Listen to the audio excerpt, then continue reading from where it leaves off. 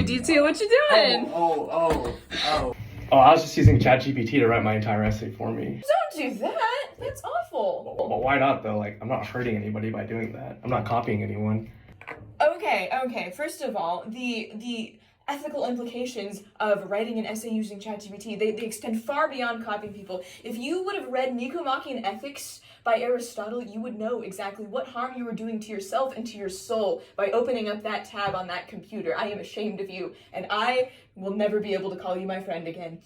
Bro, what are you talking about? Howdy, I'm Catherine Larson, And I'm Aditya Nambi. and today we're going to be talking about the role of large language models, or LLMs, and in a virtuous education. So for some background information, we're just going to go over things that were important for both of our projects, kind of introduce ideas that'll be useful throughout. So first, we have virtue ethics, which is the ethical framework we decided to use for both of our research projects. We got this from Nicomachean Ethics by Aristotle. Basically, it says that the best way to live is in accordance to the virtues, which are just kind of like character traits. There are two types of virtues, those of character and intellect. In this presentation, we're mostly focused on virtues of intellect. And there's two key ways to attain happiness. And the first is to grow in the virtues, and the second is to contemplate Sophia or theoretical wisdom. And this is said to help you reach the highest happiness. Right. So, what are the intellectual virtues? I'm gonna go over them really quickly. So these aren't all of them, but they're the ones that we've used in our research. So the first one is from Nisus. It's known as the Queen of the Virtues, and it has to do with practical judgment, which is determining the right ends to pursue in your life. Next, we have three that are very interrelated. That's Nous, Episteme, and Sophia. And these are related to this concept of sources versus particulars, which I'll talk about a little bit before I talk about these virtues themselves. So sources and particulars are kind of two kinds of things that you can know in the world. So sources have to do with like overarching laws, kind of like the Pythagorean theorem, for example, and then particulars are just like particular facts. So following with our Pythagorean theorem example, it would be like knowing the dimensions of like one particular triangle. So yeah, to go over the three intellectual virtues, Nous, Episteme, and Sophia. Nous is translated as intellect, and it has to do with induction, though it's not quite the same thing as it. It's has to do with understanding those like higher order concepts, those sources, and figuring them out from particulars. The next is episteme, which is translated as knowledge, sometimes scientific knowledge, and it's kind of the opposite a little bit of nous. It's like its complement, it's deduction. So it's getting particulars, getting particular information from overall sources. And episteme can become wisdom or Sophia through nous. So Sophia is a combination of nous and episteme. It's translated as wisdom, and it's those two virtues directed at universals in the world. So just like deep, true facts about life in the world that we live in, deeper than, for instance, the Pythagorean theorem. And another thing that's important about these intellectual virtues and all virtues is that they are active conditions. You can't just look into being wise. You have to be constantly pursuing wisdom. And so that whole highest kind of happiness, which is contemplation of Sophia, that is really like a big active condition, like walking outside and thinking about the truths of life whenever you look at just like everything around you. That is what leads to that highest happiness. And what's really important for the all of these virtues, but especially Sophia, is the fact that they are active conditions, the fact that you are choosing to do them. And riffing off of that, we have two types of motivations that we both kind of evaluated, intrinsic motivation and extrinsic motivation. So like Catherine mentioned, all virtues are active conditions, meaning that a person has to intentionally choose a virtue towards to reach flourishing or like the beautiful end, which is ties closely towards intrinsic motivation when a person is driven internally towards something that like something beyond like an external factor. So they're in pursuit of flourishing or the pursuit of mastery of a subject. And we see that this kind of helps develop one's virtues. Whereas on the flip side, with extrinsic motivation, these are people who are motivated towards external factors. So how society views them, or grades, or money, different things like that. And when a person is extrinsically motivated, we can see that they're not going to actually develop the virtues because they're doing certain tasks for the wrong reasons. You can't be courageous just because you want to look cool in front of everybody. You need to be courageous because that helps you lead towards flourishing. So with those ideas out of the way, we can just hop into our research. So I had a pretty broad topic. My topic was under what conditions can large language models promote intellectual virtues without causing intellectual overdependence? And what intellectual overdependence is when a person becomes like overly reliant on some source of information and it results in their like thinking skills becoming weaker. Um, so the three virtues that I was really focused on for my research were practical judgment, intellect, and knowledge. And again, practical judgment is the ability to reason through situations and find the perfect end for that situation and the means to get there. And intellect and knowledge are pretty much like supplementary tools in developing one's practical judgment because practical judgment is the queen of all virtues. And with intellect and knowledge, you have a better understanding of the world around you, which helps you reason better towards whatever end it might be. And in the education system, intellect and knowledge is something that we develop throughout our entire careers, and practical judgment is something that we'll kind of develop later on, which brings us to how we learn at different ages. So for elementary middle school students, they're usually taught how to study. They're given the exact facts that they need to know and are basically just told to remember them and understand them. Um, this has a lot to do with Bloom's taxonomy, which I'll get into in a bit. But the fact that these students are at such a low cognitive development, or they're at an early cognitive development stage in their lives, they're not really able to kind of do the higher level thinking that more, older students and adults can do. So they're kind of just emphasizing to remember and understand.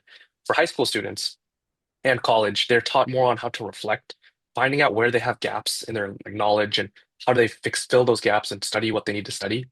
Um, and this is kind of introduced at a later point because of the fact that, again, like I mentioned, they're past that earlier stage of cognitive development and they're able to kind of reason things on their own. And this kind of ties in with practical judgment. Um, we see that the ability to reason towards knowledge and what you're missing and how to get there is kind of introduced at a higher level.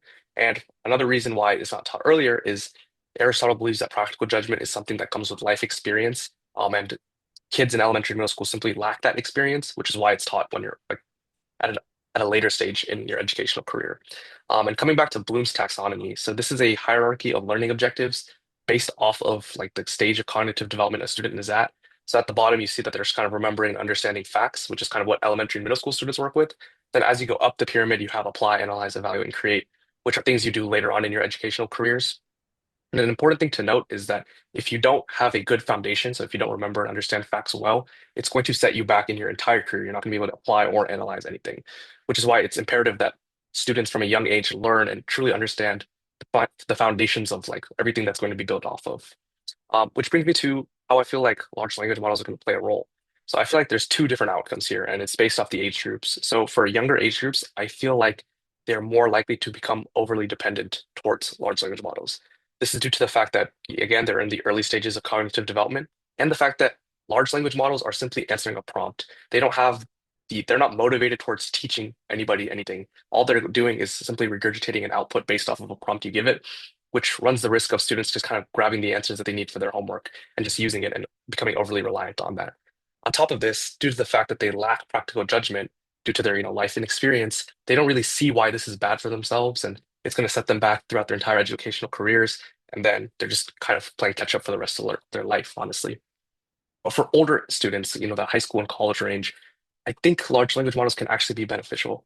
But again, it comes down towards motivations. So I had mentioned intrinsic and extrinsic motivations, and intrinsically motivated students would find a way to use LLMs to kind of supplement learning because they're not motivated towards just something like, as something external like grades. They're motivated towards the knowledge and truth that they get from learning. So whether that be creating flashcards or study tools, they'll use it in a way that benefits their own learning. Whereas for extrinsically motivated students, they run the risk of, becoming overly dependent and not developing the virtues because they're solely using these LLMs to finish an assignment or write an essay for them.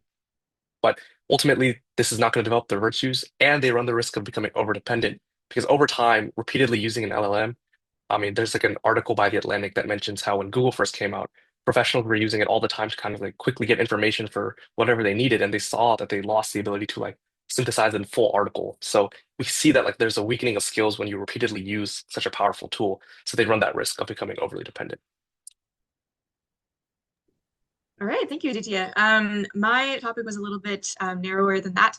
I was covering just plagiarism specifically in the intellectual virtues, and in particular LLM plagiarism. So my research question is on the next slide. So I wanted to ask, is LLM plagiarism wrong? And if so, why? So LLM plagiarism refers to whenever a student or anyone, but we're focusing on college students in this case, will give a large language model like ChatGPT their essay prompt and use the generated content instead of writing the essay themselves. So I wanted to kind of investigate if that's wrong and if so, why? And especially under the lens of virtue ethics. One note that I wanted to make about LLM plagiarism is that one of the older arguments against plagiarism, which was that it's wrong because you're stealing content from somebody else, doesn't really work in this case because the LLMs themselves aren't like people. They don't have the same rights as we do. They don't have the same rights to content generated.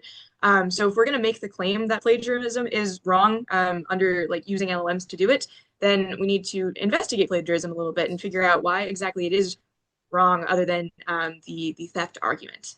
So yeah. So a little bit of stats for you about cheating in college in general and LLM usage.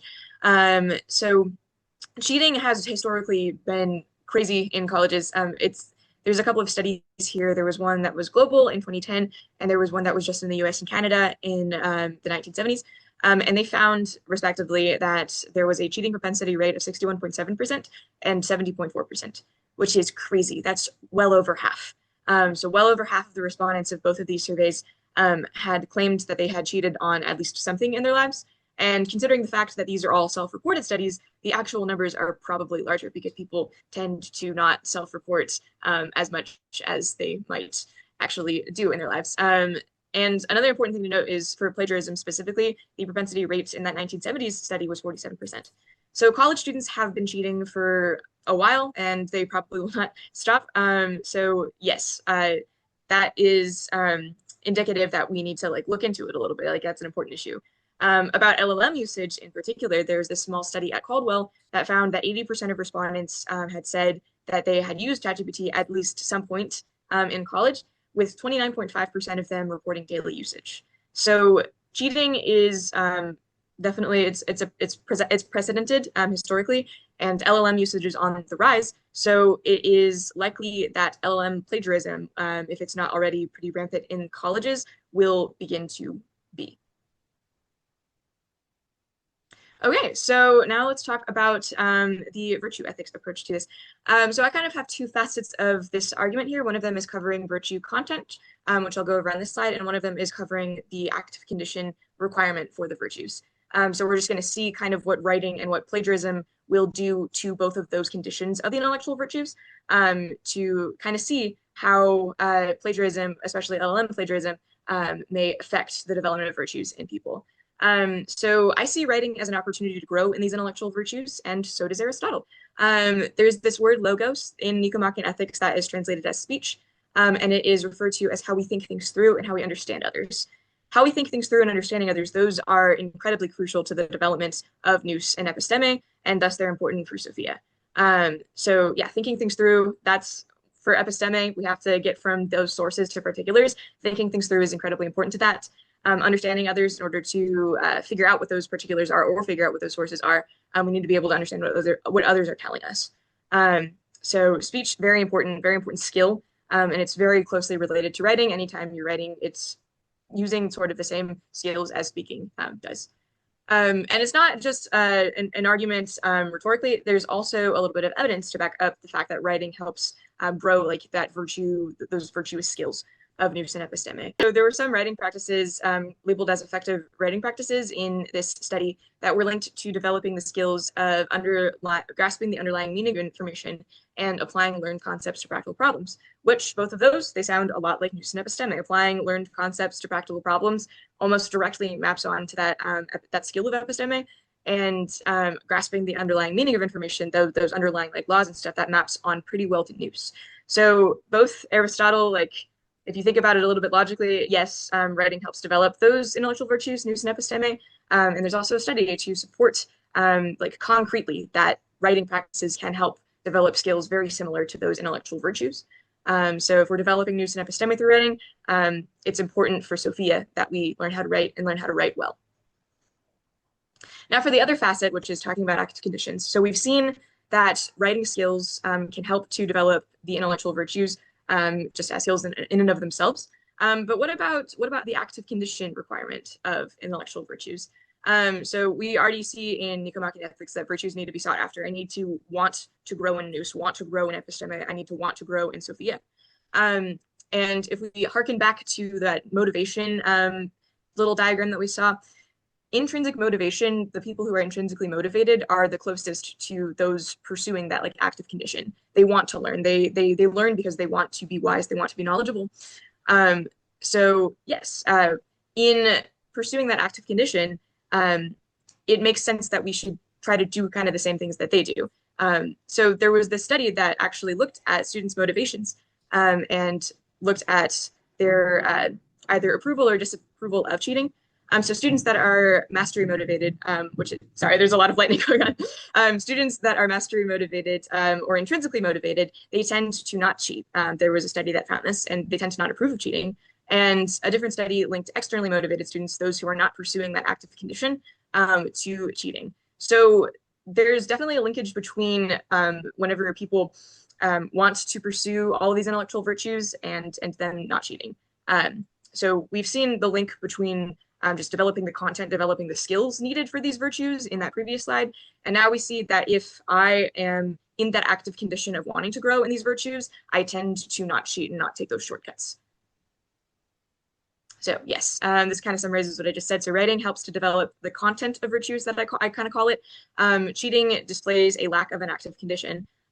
So therefore, those two main things that we need for our virtues, which is the active condition and the skills themselves, writing really helps those. And the absence of cheating, the absence of plagiarism also can really help those. So in order to flourish, because we need the virtues to flourish, to live the good life, we need to write on our own. And since living that good life is like the most important thing that we can do, according to the lens of Nicomachean ethics, it is definitely virtuous to not plagiarize, regardless of if it's with an LLM or not. So yeah, now that we've talked a little bit about Nicomachean ethics and how it kind of fits into this new world of large language models in education, we have a few future directions we think we could take with research. So one of mine was educating students on LLM plagiarism, maybe like why it's wrong and exactly what it encompasses. So that is a little bit supported by the study that I found that found that educating students on plagiarism in general would decrease rates of it in the classroom. So perhaps as a little quick fix, if we educate students on LLM plagiarism specifically, then we will be able to curb some of those rates in classes. And for me, I think one of the main conclusions was to kind of combat the overdependence aspect of my argument was to introduce LLMs gradually throughout an educational career. So like as I said earlier, like earlier stage cognitive development kids, so younger age groups, run that risk of becoming overly dependent a lot more than kind of older students because of the fact that they don't really understand why it's wrong to kind of just copy and paste the answers it gets and just not read through the explanation. So if you kind of introduce LLMs gradually, so maybe once they start getting into high school and college, start allowing maybe students to use it in obviously non-cheating ways. But once you do that, you can kind of combat the overdependence that is the big worry when you're at that younger age like level. Yeah, and then we also had a shared further direction, which is investigation into the motivation of students. So it was really important in Aditi's research that students who would maybe want to use LLMs are intrinsically motivated. It can be a great tool for them if they are intrinsically motivated, they're using them to study. And in my research, it's in order to have that active condition of pursuing those virtues, you need to have that intrinsic motivation. So an important direction in further research, we both think, is to look into why students in particularly the American school system tend to be a little bit more extrinsically motivated. And this isn't the tend to be more extrinsically motivated isn't exactly backed by research right now that we have, but just looking around and seeing those cheating rates and stuff is indicative that it may be a problem. So we think it's important to look into motivations and how we can bring more intrinsic motivation into the education system. And here are our sources. And thank you. Thank you.